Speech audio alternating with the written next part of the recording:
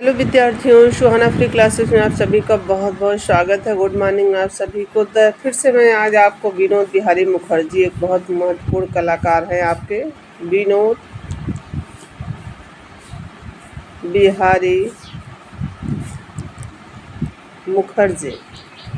आप लोगों को इनके बारे में पता है, ये कितने प्रसिद्ध और फेमस कलाकार हैं। आधुनिक विनोद बिहारी मुखर्जी को आज मैं आपको पढ़ाऊंगी और पूरा डिटेल इनका आप लोग जानते ही हैं। ये पिक्चर जो लगी हुई है, अंधे होने के बावजूद, क्या ये बहुत ही प्रसिद्ध कलाकारों की में इनकी गिनती होती है।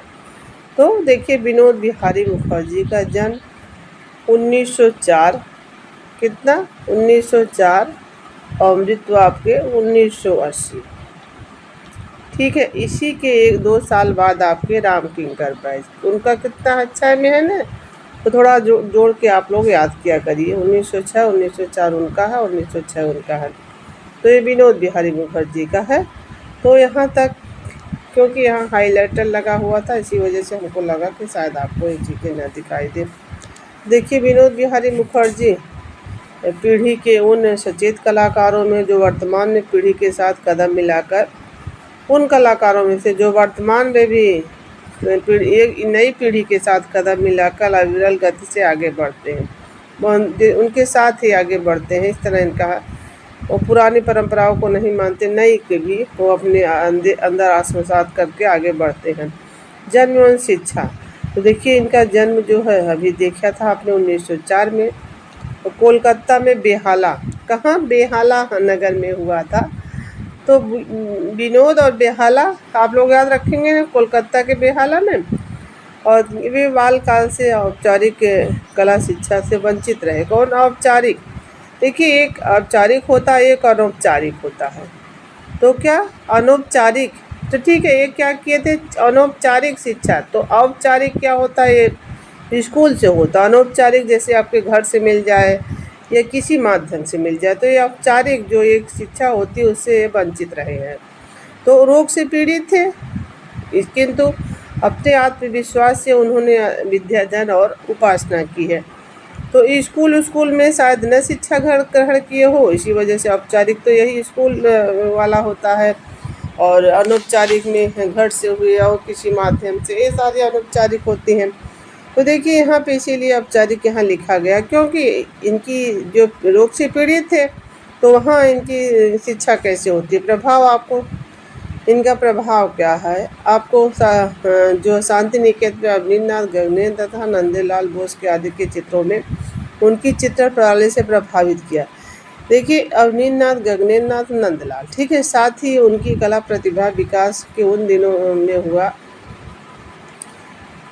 दिनों में हुआ जब विदेशी सत्ता के विरुद्ध विकास तब हुआ था उनके प्रति, जब विदेशी सत्ता के विरुद्ध राष्ट्रीय आंदोलन का बोलबाला था। पाश्चात्य प्रभाव से बचने के लिए पौरास्त्य कलादर्शी चीनी, जापानी, फारसी आदि पूर्व कालीन विस्तृत शास्त्रीय कला तत्वों एवं राजपूत जैन शैलियों का आश्रय लिया जा रहा था। ये सारे बोलबाला था, तो इन सारे कलाओं का आश्रय लिया जा रहा था। इसी कारण जापानी चित्रकार सोत्साहु से प्रभाव में वो रहे। एक कौन सा था, जापानी। साथ ही फारसी कला का प्रभाव भी उसे अछूता न रहा। साथ ही इनका फारसी कला के साथ भी साथ संबंध रहा है, छूता ना रहा, इसीलिए कहा गया है। सन 1936 में जापान चले गए। कब चले गए? 1936 में जापान चले गए, जहां उन्हें जापानी चित्रकार सोत्सासु के कलाकार के वस्तु निरपेक्षता, रेखांकन आदि विशिष्ट कला संयोजनों ने आकृष्ट किया था। इनके सानिध्य में जापानी गए थे, रहे थे। तो यहाँ पे देखिए, मिस्र निग्रो कलाकृतियाँ यहाँ की एशियाई देशों की तथा कथित अलक्ष्य शिल्प संस्कृति के प्रति इन्हें बड़ा तीव्र आग्रह जगा। इसके प्रति, एशियाई देशों की कथित अलक्ष्य संस्कृति के प्रति इनको बड़ा तीव्र आग्रह जगा था। कालीघाट के पट्टचित्र, ग्राम खेल खिलौने में इन्हें अत्यधिक प्रभाव, कालीघाट के चित्रों ने भी इन्हें कोई यामिनी राय की तरह इनको प्रभावित किया था। देखिए भित्ति चित्र इनका मशहूर ही है। भित्ति चित्र क्या किए हैं, देखिए विनोद बिहारी मुखर्जी भित्ति चित्र में भी ख्याति की थे। शांति निकेतन के, ये बहुत पूछा जाने वाला, चीनी भवन के जो हिंदू संत बनाया था, कैसे ऐसे प्रसंग का विषय था इनका, उनके जीवन का अनुभव परिस्थितियाँ दर्शित होती है। जो इन्होंने बनाया है उन्हें अनुभव जो परिस्थितियाँ दर्शित होती हैं। ग्रामीण जीवन, मध्यकालीन संत एवं संत कवि आदि का उल्लेखनीय चित्र है। यही तो पूछा जाता है आपके मध्यकालीन हिंदू संत के आदि कवियों का चित्र उल्लेखनीय। आपके चित्रों में विभिन्न जैसे विभिन्न प्रकार के वैविध्य, प्रौढ़ता, कला का ओज, सामान्य भावनाओं का संस्कार हुआ है। लेखनकार क्या है, तो भित्ति चित्र हो गया। लेखनकार देख लीजिए इनका, चित्रकारी के साथ साथ विनोद बिहारी मुखर्जी, गुरु नंदलाल बोस, अन्य बंगाली शैली के कलाकारों ने लेख लिखे। कला के विभिन्न पक्षों का ऐतिहासिक उल्लेख, जो है सौंदर्य पक्ष के आदि की विवेचनाएं की। वृत्ति क्या है, वृत्ति चित्र बताइए इनका क्या है। वृत्ति चित्र में सन 1957 में उनके नेत्रों का शल्य चिकित्सा हुआ। कितना, 57 में उनकी शल्य चिकित्सा हो गई, तो जिससे अपने नेत्रों की ज्योति खो बैठे थे। तो क्या जो शल्य चिकित्सा हुई थी इसकी वजह से अपने नेत्रों की ज्योति खो बैठे थे। कला फिल्म निर्माता स्वर्गीय हो गए ना, सत्यजीत राय ने इन पर एक वृत्त बनाया था, फिल्म बनाई थी, तो वृत्त बनाया था जिन्हें इनर आई शीर्षक दिया गया। क्या, इनर आई देखिए, यही तो इनर आई हो गया इनका। तो चित्तड़ यात्रा क्या है, तो बताइए चित्तड़ यात्रा इनकी क्या है। तो विनोद बिहारी ने अपनी इच्छा अनुसार ऐतिहासिक, प्रेमपूर्ण और ग्रामीण जीवन के दिन की प्रतिक्रिया नहीं होती है, दिन की या सारी प्रतिक्रियाओं, ग्रामीण जीवन की प्रतिक्रियाओं को विषय और प्राकृतिक वातावरण की विभिन्न पद्धतियों के चित्रण किए हैं।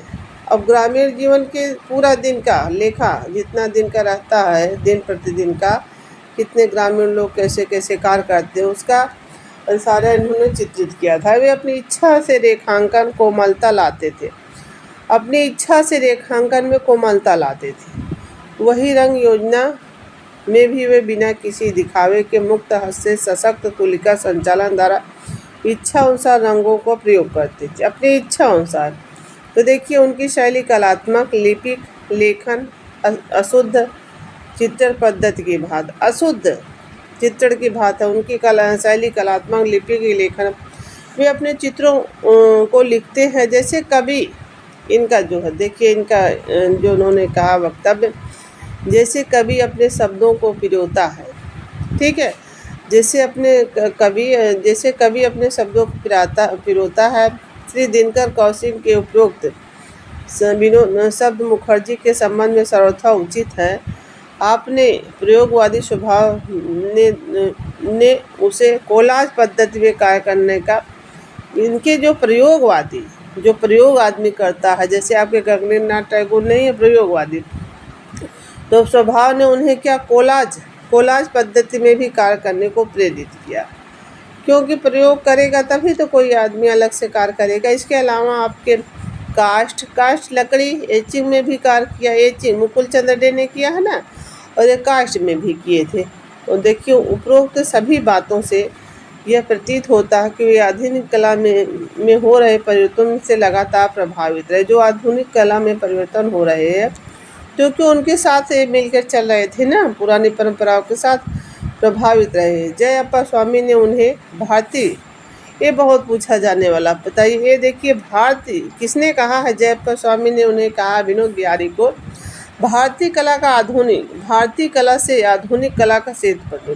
देखिए भारतीय के साथ भी रहे, आधुनिक साथ मिलकर रहे हैं ना, तो बीच वाली सेतु बंधु क्या, एक जैसे सेतु बंधु माने यही बीच दोनों को बांधे हुए है, ठीक है। सेतु बंधु एक बांध नहीं होता, जैसे बांधा रहता दोनों तरफ से, दोनों सीमाओं को, उसी तरह क्या सेतु बंधु माना है किसका, भारतीय कला आधुनिक कला का सेतु बंधु माना है इनको। देखिए पुरस्कार क्या है, मुखर्जी को 1974 में पद्म विभूषण ये वाला 1974 में पद्म विभूषण बहुत पूछा जाएगा इनका, जरूर याद रखिएगा। 1974 विश्व भारती। देखिए हमने विभूषण का सब पद्म भूषण का बताया था, विभूषण का बताया था, बहुत ज़्यादा कलाकारों का आप लोगों को बता दिया है। विश्व भारती विश्वविद्यालय द्वारा दासिकोत्तम और 77 कैसे आप लोग याद रखें, दासिकोत्तम 77, ठीक है, 1977 याद रखिएगा। रविंद्र पुरस्कार 1980 में मिला है, जो रविंद्र दिल्ली वाला होता है, रविंद्र भारती पुरस्कार। तो रविंद्र दिल्ली से जो इनको पुरस्कार 1980 में मिला है। देखिए उच्च पद पर आसीन श्री, जो कहाँ किस पद पर आसीन रहे हैं, श्री विनोद बिहारी मुखर्जी 1949 से 50 में नेपाल संग्रहालय के अध्यक्ष पद पर रहे। कहाँ, नेपाल। यह एक प्रश्न यहाँ से बनेगा, कौन सा जो नेपाल के अध्यक्ष पद पर रहा है संग्रहालय में, तो आपके विनोद बिहारी। कब से रहा, 1949 से 50 तक, ठीक है। आपने अपने बाल कार्यकाल में दौरान नेपाल में उपलब्ध भारतीय कलाकृतियों कला ग्रंथों के संबंध में महत्वपूर्ण कार्य किए हैं। आपने शांति निकेतन के कला शिक्षण में भी कार्य किया है। चित्रित एवं माध्यम, विषय एवं माध्यम क्या क्या इनके थे, तो जल रंग में भी कार्य किया, तैल में भी कार्य किया और टेम्परा, अब एचिंग में भी तो कार्य किया, कास्ट में भी तो कार्य किया इन्होंने। आपने आगे देखा नहीं था, उनके द्वारा चित्रित ट्री लवर वृक्ष प्रेमी, तो बहुत वृक्ष प्रेमी बहुत पूछा जाता है इनका, तो आप लोग इसको याद रखिएगा। ट्री लवर कहे या वृक्ष प्रेमी, तो इसको याद रखिएगा। वृक्षों एवं पौधों को लाल, अब देखिए इनको, देखिए जो ये बना दिए हैं ट्री लवर, तो क्या वृक्षों और पौधों को लाल और नीली उभरी हुई पत्तियां, आकृतियों के गहरे नीले केश, तो ठिकनी स्थूल पुरस्कृतियों, उनके मुख मुद्रा चित्रण में विशिष्ट वातावरण उत्पन्न करते थे। तो ट्री लवर तो इस तरह वातावरण प्रस्तुत कर उनसे प्रेम की तरह भावना व्यक्त करेंगे। अब देखिए दिन प्रतिदिन की दैनंदिन की जीवन प्रसंगों का आसपास का वातावरण चित्रित किया। जैसे अब देखिए क्या है, जब ये वातावरण को चित्रित करेंगे तो ऐसे ही शब्द होंगे ना, गली में चलते फिरते, जैसे आदमी कोई गली में चल रहा है, सामान्य व्यक्ति, औरतें भी रहेंगी, बालक भी रहेगा, वृद्ध भी रहेगा, केश विन्यास भी रहेगा, बाग में कुछ लोग चहलकदमी भी कर रहे होंगे, क्या कुछ लोग गली में चल रहे होंगे, कुछ सामान्य व्यक्ति होंगे, कुछ औरतें होंगी, बालक भी होंगे, वृद्ध, पूरा एक ग्रामीण का जीवन पूरा इन्होंने विस्तृत व्याख्या कर दी थी कि दिन प्रतिदिन की जो है चित्रण करते थे ना। और नेपाल में क्या रहे हैं, नेपाल संग्रहालय में जब रहे हैं वहाँ, तो देखिए हम ले जाएंगे आपको, नेपाल संग्रहालय में अध्यक्ष पद रहे हैं 1949 से 50 तक। तब नेपाल का दृश्यांकन भी तो ये करेंगे, अगर ये प्रश्न आ जाए आपकी परीक्षा में, नेपाली दृश्यांकन किसका है चित्र, तो क्या विनोद बिहारी मुखर्जी को आप लगाइएगा, क्योंकि यहाँ से आपको विस्तृत जानकारी मिली है। तो अन्य प्रमुख चित्र हैं रीता प्रताप से। तो मृत्यु कब हुई है, 1980 में विनोद बिहारी का देहांत हो गया, ठीक है, जरूर याद रखिए कब, 1980 में, तो यहाँ देहांत हो गया इनका। तो यही इनका टॉपिक समाप्त हो गया, क्योंकि यही इनका लास्ट सफ़र था। तो आपको ये वीडियो कैसी लगती है हमारी, आप लोग कमेंट में ज़रूर बताया करिए। और ऐसे ही दूसरे कलाकार, देखिए अभी तो हम बस एक खासगीर आपके बचे हुए हैं, इधर खासगीर केवल आपके यही बचे हुए हैं आपके आधुनिक में। हमने आधुनिक पूरा कलाकारों का बंगाल का समाप्त कर दिया, ठीक है।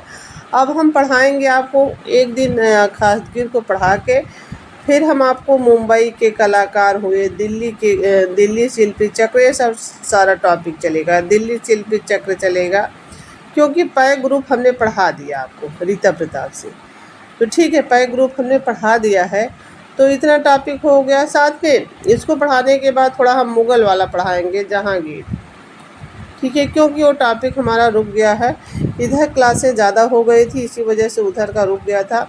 तो अकबर को पढ़ा दिया है, जो हमारे नए सब्सक्राइबर हमारे वीडियो को पीछे देख लेंगे, क्योंकि देखिए बहुत डीप पढ़ाया हमने। ईरानी शैली पढ़ा दिया है, उसमें जो है सारी व्याख्या के साथ अकबर पढ़ाया, अकबर में क्या कहाँ कहाँ चित्रशालाएँ स्थापित की और कौन कौन से उनके काल में कलाकार रहे हैं उनके समय में, ठीक है। तो पूरी विस्तृत व्याख्या वहाँ पे। और जहांगीर हम पढ़ाने वाले हैं, इसके बाद कारागीर को पढ़ाने के बाद मुग़ल शैली समाप्त कर देंगे, ठीक है। मुग़ल वाला समाप्त करेंगे क्योंकि कुछ चीज़ें बची रहती हैं तो अधूरी लगती है वहाँ पे।